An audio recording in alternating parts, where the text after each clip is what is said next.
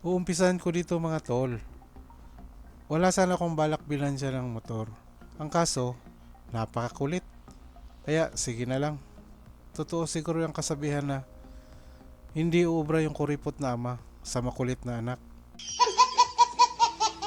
2 weeks lang namin nabuo ni Mrs. ang plano. Na-surprise siya sa birthday niya. So namili na ako ng motor. R15 ang napili ko. R3 kasi ang gusto niya. Hindi naman practical, student pa kasi. Aksaya din sa gas yun. Sa akin din naman manghihingi ng pa-full tank niya. 2 weeks before dumating ang araw na to, ang daming drama nangyari. Ang kulit. Araw-araw nagtatanong sa kapatid niya kung bibilan ba siya ng motor. Sinabihan ko na kasi.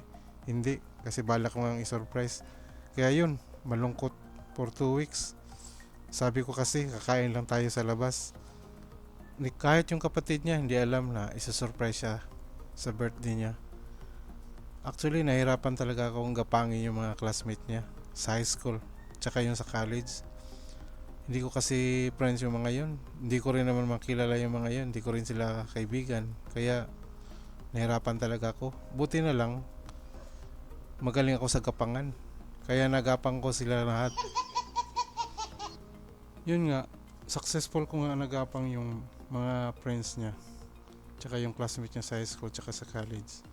Ginapang ko na rin yung mga pinsan niya, tsaka yung mga kamag-anak ko. Ang hirap. Dumating na rin yung araw ng birthday niya. Kaya nagsimba sila. Ito yung actual na picture. Nung nagsimba sila, hindi talaga maipinta yung mukha niya.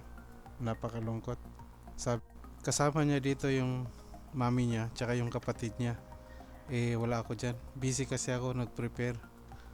Kaya yun, nag-check-in kami nung araw na yun. Yan, tulog. Malungkot siya.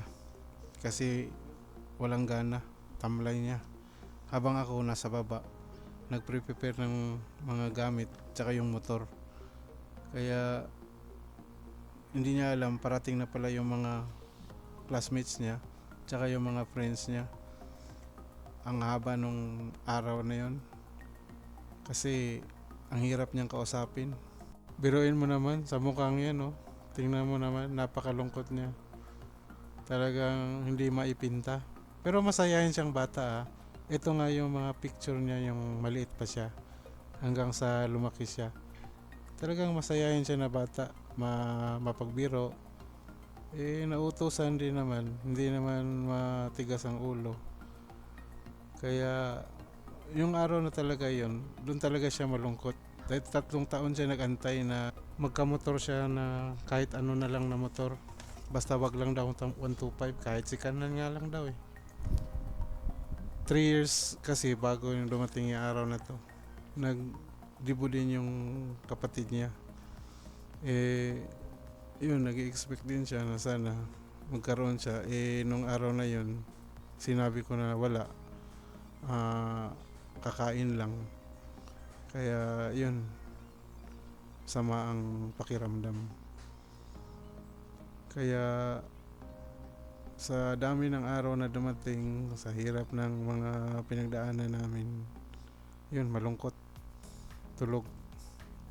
Kaya dumating na yung araw na ito na, nag-celebrate na. Hindi talaga akalain na mangyayari ito. Talagang nung nakita niya yung mga classmate niya, doon talaga siya humagulhol. Hindi niya alam na gagastos kami ng ganito. Mas maganda pa yung dibo niya sa dibo ng kapatid niya. Kaya yun, tuwang-tuwa. Talagang napaiyak siya. Napaiyak na rin ako.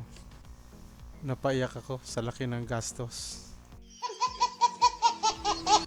Kaya yun, yung kasayaw na niya yung mami niya, doon siya humagulhol ng tuluyan. Kasi hindi niya kalain na magagastos yung parents niya na ganun. Ang dami ng sakripisyo ng mami niya para matuloy lang to. Kaya ito, nag 21 dance siya. Tsaka yung candle, mga wishes. Kaya yung time na yung mami niya na ang kasayaw niya, napahagulhol na rin ako. Nakita ko kasi na talagang love ng mami niya yung mga anak niya. Kaya yun, na Pagkatapos nun, napakasaya niya. Inuwi niya na yung motor sa bahay. Yun, mula alas 10 ng gabi hanggang umaga, hindi na nakatulog. Hindi niya kasi lubos makakala na mangyayari sa araw na yun. Kaya hanggang dito na lang guys. Sabi nga ng Tarsier, kapit lang. Pag bumitaw, vlog.